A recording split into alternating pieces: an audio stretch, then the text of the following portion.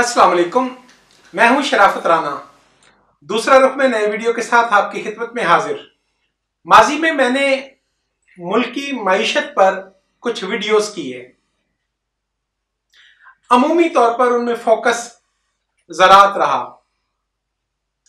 सवाल पूछा गया, आखिर मैं ज़राअत को क्यों फोकस करता हूं या उसको वैल्यू क्यों देता हूं? मैं ह्यूमन रिसोर्स डेवलपमेंट या इंडस्ट्री की वैल्यू एडिशन की बात क्यों नहीं करता? तो आज मैं मुनासिब समझता हूं कि इस मौजू पर हम बात करें। सबसे पहले एक बात समझना होगी कि जब भी हम मुल्क की मसाइल की, मईशत की गिरावट की बात करते हैं तो उसको सुधारने के दो तरीके होते हैं। एक तरीका है दस्तयाब हालात में, यानी आज मैं क्या कर सकता हूं। दूसरा तरीका है कि अगर मुझे वसाइल दिए जाएं तो मैं ये कर सकता हूं। अब समझने की बात यह है कि अगर वसाइल दस्तयाब हों तो फिर मसाइल क्यों पैदा हों? अब वसाइल कहां से हासिल किए जाएं? तो जब मैं बार बार फोकस करता हूं और ये कहता हूं कि ज़राअत एक ऐसा सेक्टर है, एक तो ये फॉरएवर है, हमेशा के लिए है, इसकी मंडी कभी खत्म नहीं होगी, और दूसरा इसमें शॉर्टेस्ट पॉसिबल टाइम में कम से कम वक्त में नताइज हासिल करना मुमकिन है। बहुत सी फसलें ऐसी हैं जो 2 महीने 3 महीने और लंबी से लंबी फसल आपको 1 साल में रिजल्ट देती है। आपको सिर्फ ये ऐलान करना है कि आप ज़राअत की पैदावार को स्टेट किसान से 100% मिकदार में खरीदेगी। आप ये ऐलान कर दें कि आप जिस कदर भी पैदावार किसान के पास होगी उसे खरीदेंगे, और दुनिया में कहीं ना कहीं हर वक्त मार्केट में गुंजाइश होती है, या स्टेट के पास प्रिजर्वेशन की गुंजाइश होती है, या उसकी वैल्यू एडिड प्रोडक्ट्स बनाकर सेल करने की गुंजाइश होती है, तो रियासत अपने खर्च पर यह काम करेगी। इसकी वजाहत भी मैं कर चुका हूं कि इंडस्ट्री में, सनत में, सनती पैदावार में ऑन ऑफ का स्विच होता है। कोरोना आया, शोरूम बंद हो गए, तो कार बनाने वाली फैक्ट्रियों ने डेडलॉक कर दिया, खत्म कर दिया, बटन ऑफ किया और प्रोडक्शन खत्म हो गई। 6 महीने तक आपके मुल्क में कोई कार पैदा नहीं हुई। लेकिन जो किसान फसल बो चुका था, पानी दे चुका था, खाद डाल चुका था, उसकी फसल ने तो पैदा होना ही है। तो अल्टीमेटली आपको उस फसल की मैनेजमेंट करना है। तो ज़राअत को फोकस करने का मकसद ये नहीं है कि ज़राअत दुनिया की अल्टीमेट चीज है। ज़राअत एक अहम फैक्टर है, इसके अलावा बहुत से दीगर अहम फैक्टर्स मईशत के अंदर होते हैं, लेकिन शॉर्टेस्ट पॉसिबल टाइम की वजह से उसे फोकस किया जाता है।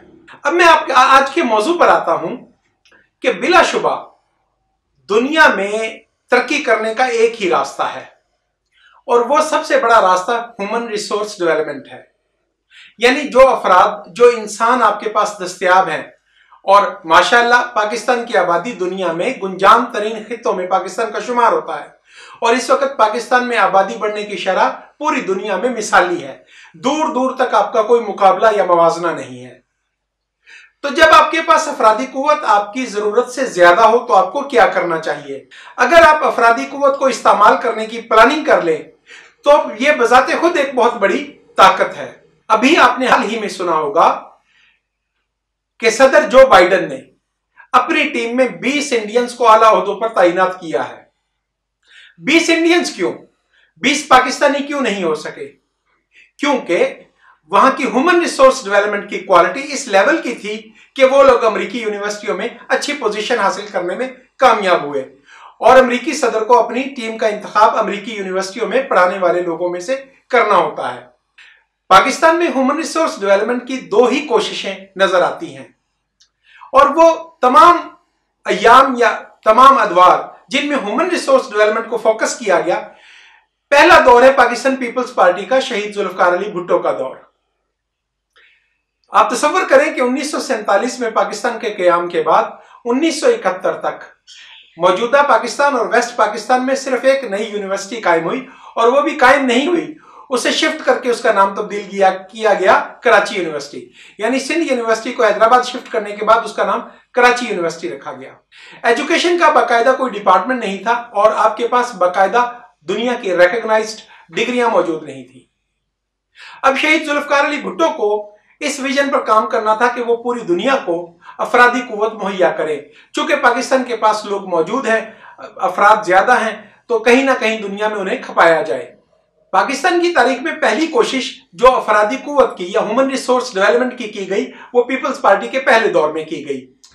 बेशुमार स्कूल, कॉलेज, यूनिवर्सिटियां, इंजीनियरिंग यूनिवर्सिटियां और मेडिकल कॉलेजेस का जाल बिछाया गया और बिलाशुबा पाकिस्तान उस दौर में अपनी जरूरत से ज्यादा इंजीनियर्स, डॉक्टर्स पैदा कर रहा था और पाकिस्तान ने अपनी डिग्रियों को बैनुल अक़वामी डिग्रियों के साथ कोलैबोरेट किया ताकि दुनिया हमारी डिग्रियों पर एतमाद करके हमें जॉब अपॉर्चुनिटीज दे और उसके इवज पाकिस्तान कम से कम पीपल्स पार्टी के अदवार में 25 लाख से ज्यादा ह्यूमन रिसोर्स एक्सपोर्ट करने में कामयाब हुआ।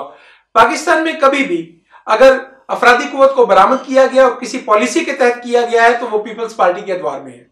अब दूसरी बार सदर आसिफ अली जरदारी के दौर को देखते हैं। पूरे मुल्क के फिगर्स इकट्ठे करना बाज़ औक़ात मुश्किल हो जाता है। यहां पर मेरे पास इस वक्त दस्तयाब फिगर्स पख्तूनख्वा के सूबे के हैं। अवामी नेशनल पार्टी और पाकिस्तान पीपल्स पार्टी की कोलिशन गवर्नमेंट बनी। पख्तूनख्वा में 11 पब्लिक सेक्टर सरकारी यूनिवर्सिटियां तामीर की गई, नई यूनिवर्सिटियां कायम की गई। अब इसमें सबसे ज्यादा इंपॉर्टेंट जो नोट है, सबसे ज्यादा फोकस करने वाली चीज है वो ये बात समझे कि दुनिया में या पाकिस्तान में रोजगार कमाने का आसान तरीन तरीका मैट्रिक के बाद 3 साल एसोसिएट इंजीनियरिंग का डिप्लोमा होता है। टेक्निकल कॉलेज मुख्तलिफ जगह पर शहीद भुट्टो के दौर से खोले गए, बाद में भी खोले गए होंगे यकीनी तौर पर, लेकिन उन्हें इस तरह फोकस नहीं किया गया। अगर आपके पास मैट्रिक के बाद 3 साल डिप्लोमा मौजूद है तो आप किसी भी दुनिया के खित्ता में फौरी तौर पर जॉब हासिल कर सकते हैं और पाकिस्तान में भी आपके लिए नौकरी के मौके ज्यादा से ज्यादा दस्तयाब रहते हैं। पख्तूनख्वा के फिगर्स मेरे पास दस्तयाब हैं कि 2008 में पख्तूनख्वा में 30,000 लोग सालाना एडमिशन लेते थे पॉलिटेक्निकल कॉलेजेस में। अवाम दोस्त हुकूमत आई, पाकिस्तान पीपल्स पार्टी और अवामी नेशनल पार्टी की हुकूमत ने फीस मुआफ कर दी, कॉलेजेस की स्ट्रेंथ को बढ़ाया और मराहत का ऐलान किया, पैकेज दिया कि उन लोगों के लिए हम ये करेंगे और उनके लिए वीजे का भी बंदोबस्त करेंगे। तो 2013 में जिस रोज वहां पर पाकिस्तान पीपल्स पार्टी और अवामी नेशनल पार्टी की मुश्तरका हुकूमत खत्म हुई तो 1.5 लाख तालिब इल्म पॉलिटेक्निकल की तालीम हासिल कर रहे थे। एसोसिएट इंजीनियर के डिप्लोमा के तलबा की तादाद 1.5 लाख थी। अब आप सोचें कि ये 1.5 लाख लोग सालाना अगर आज तक उसी पैटर्न से इजाफा हो रहे होते तो आज 5 या 7 लाख लोग सालाना हुनर सीख कर बाहर आते और हुनरमंद अफरादी कुव्वत आपके पास सबसे बड़ा वसीला है। लेकिन बदकिस्मती है कि उसके बाद वहां पर अच्छी हुकूमत आई, पख्तूनख्वा की नेक पाक हुकूमत, पीटीआई की हुकूमत वहां पर आई। क्या आप जानते हैं कि पॉलिटेक्निकल की तालीम का उन्होंने क्या हशर किया? यूनिवर्सिटियां तो उनकी दम तोड़ रही हैं कि उनके पास वसाइल नहीं है। पॉलिटेक्निकल कॉलेजेस के फीस स्ट्रक्चर को बढ़ाया गया, इस कदर महंगा किया गया कि तलबा वहां से तालीम छोड़ने पर मजबूर हो गए। आज 2021 में वहां पर सिर्फ 30,000 एडमिशन दोबारा रह गए हैं। अब आप तसव्वुर करें कि गुज़श्ता 12 साल में आबादी में किस कदर इजाफा हुआ, नए आने वाले तलबा में किस कदर इजाफा होना चाहिए था। अब ह्यूमन रिसोर्स डेवलपमेंट एक ऐसा चैप्टर है जिसके बगैर दुनिया का कोई मुल्क सरवाइव नहीं कर सकता। लेकिन हम बदकिस्मत तरीन कौम हैं कि हमारे हुक्मरान बुलंद बांग दावी करते हैं, बड़कबाजी करते हैं, गड़ंद मारते हैं, झूठ बोलते हैं, कहते हैं 1 करोड़ नौकरियां दूंगा, 50 लाख घर बनाऊंगा।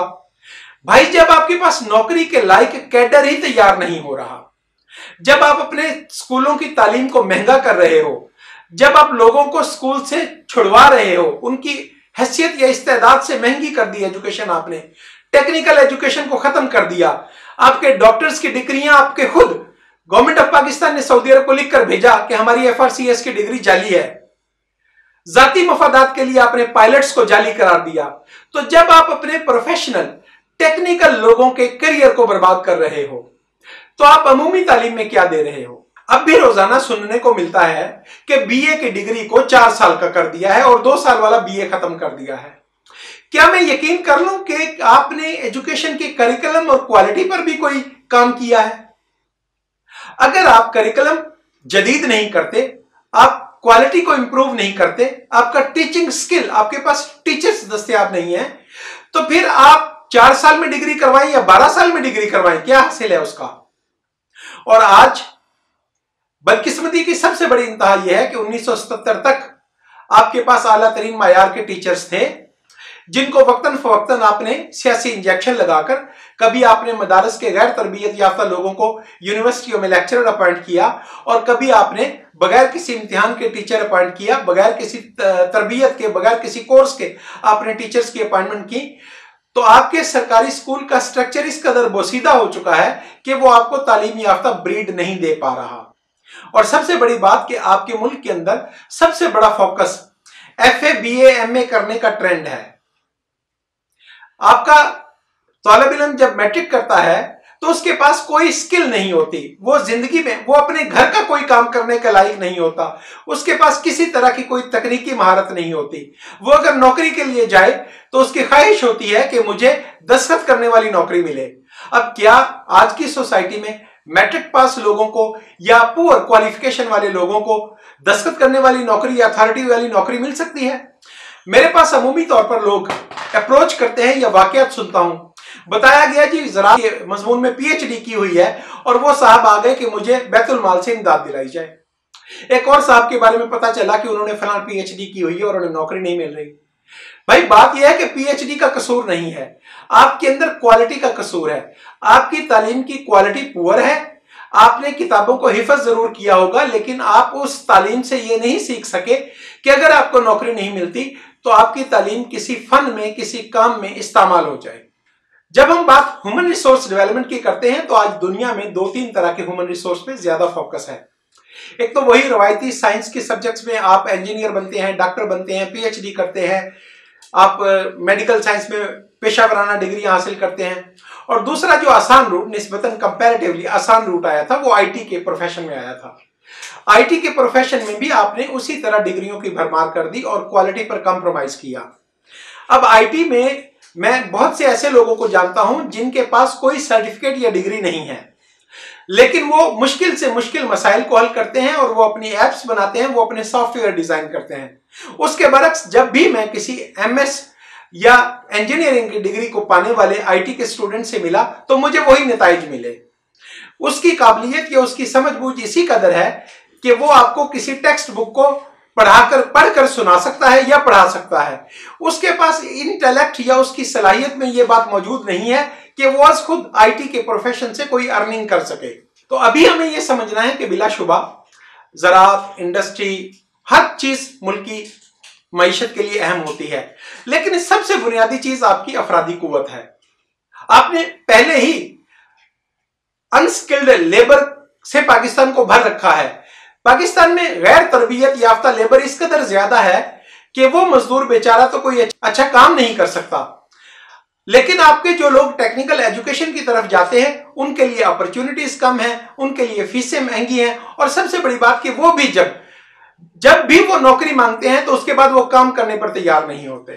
तो आपको ऐसे लोगों को, सबसे पहले तो ऐसे लोगों को सर्टिफिकेट्स देने हैं, आपको ऐसे लोगों को सर्टिफाई करना है जो अपनी जाती काबिलियत से कोई ना कोई महारत हासिल कर चुके हैं।